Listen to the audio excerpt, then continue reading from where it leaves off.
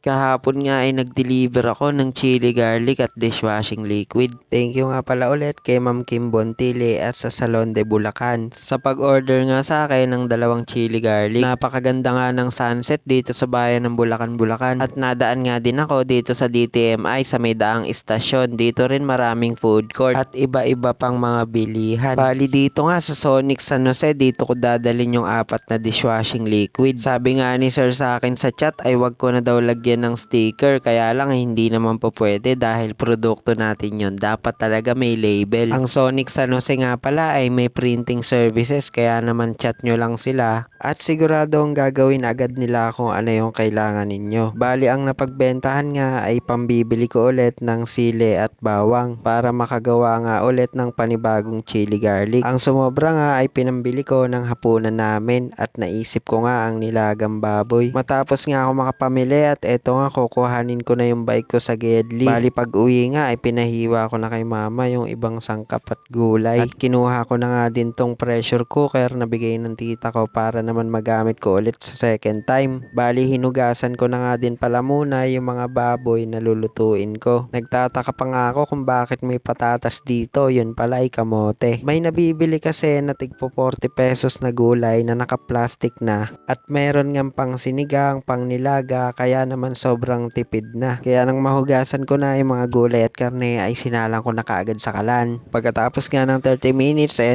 kumukulo na yung pressure cooker at binuksan ko na nga para malagay ko na yung mga mais at iba pang sangkap. Kasi tinanggal ko muna yung dumi sa baboy. Pagkatapos ay nilagyan ko na din ng Knorr cubes pork para naman mas maging malasa talaga. So yun lang guys. Thank you for watching.